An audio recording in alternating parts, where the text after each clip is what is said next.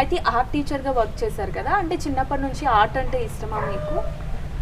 అంటే నాకు బాగా ఆర్ట్ అంటే ఇష్టం అనమాట. అదే మా నాన్న, నేను చాలా ఛానల్లో చెప్పి ఉన్నాను, మా నాన్న కొంచెం నన్ను డిఫరెన్షియేట్ చేసేది మా అక్కతోటి. చదువు రాదు, లావుగా ఉన్నావు, అది ఇది అని. ఎక్కడనో ఒక దగ్గర నాకు అటెన్షన్ రావాలా అనేసి నాకు కొంచెం ఆర్టిస్టిక్ స్కిల్ ఉండింది. ముగ్గులంతా బాగా వేసేది అప్పుడే. మా ఇంట్లో ఒక ఆమె బాగా ముగ్గు వేసేది అనమాట. సడన్గా ఆమె మానేసినాక మా అమ్మకి బాగా ఇష్టం ముగ్గు, బాగా పెద్ద. సో నేను మెల్లగా స్టార్ట్ చేసినాను. So art is just practice అనమాట. అది మనకు రాదు అనేది ఏం లేదు. మనం ఏదైనా కొంచెం అలవాటు పడితే అది వచ్చేస్తుంది ఎట్లయినా. సో అట్లా అలవాటు అయింది నాకు.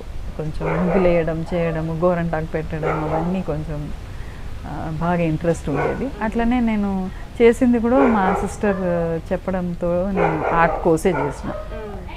అట్లా మీ డ్రెస్సింగ్ చాలా బాగుంటుంది, చాలా సింపుల్గా ఉంటారు. ఈ ఏజ్లో ఇంకెట్లా డ్రెస్ చేసుకోవాలి?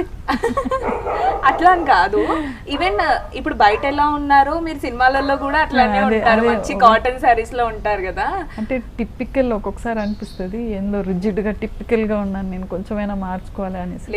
నాకు అట్లా అనిపించదు. చాలా యూనిక్ గా ఉన్నారు మీరు. సో ట్రై చేస్తారా ఎప్పుడైనా వేరే? లేదు లేదు లేదు, అంటే నాకు అనిపిస్తుంది మనకని ఒక ఐడెంటిటీ ఉండాలి అంతే. ఎగ్జాక్ట్లీ, ఎవరినో చూసి మనం మార్చుకునేది కాదు కదా అని. అవును, సూపర్. అయితే మీకు మీ అమ్మ అంటే ఇష్టమా, నాన్న అంటే ఇష్టమా? కొంచెం సేపు మీ చిన్నతనం గురించి చెప్పండి. అంటే అమ్మ అని మా నాన్నకంటే ఎక్కువ మా అమ్మతోనే నేను బాగా క్లోజ్ ఉండేది. ఎందుకంటే మా నాన్న ఎప్పుడు నన్ను ఇలా ఉన్నానని ఏదో ఒకటి చెప్పేదన్నమాట. సో అమ్మతోటి బాగా క్లోజ్ ఉండేది. అమ్మతోటి వంటింట్లో ఆమె ఏది వంట చేసినా కొంచెం హెల్ప్ చేసేది. స్కూల్ బెల్ కానీ, కాలేజ్ బెల్ కాగానే కానీ ఇమ్మీడియట్ ఇంటికి వచ్చేసేది, అమ్మకి హెల్ప్ చేయాలి, అట్లా ఉండేది నేను. అమ్మ ఎప్పుడైనా నాన్నతోటి తిరుపతిలో ఆఫీస్ ఉండేది, అమ్మ పోతే కూడా నేను చేసేదన్నమాట. వంటింట్లో బాగా నాకు కొంచెం అలవాటు. ఫుల్ రేడియో పెట్టుకుంటా, ఇప్పటికీ అంతే రేడియో ఉంటుంది నా వంటింట్లో. రేడియో పాటలు పెట్టుకుంటా. అండ్ అప్పుడు గీత్మాల వచ్చేది,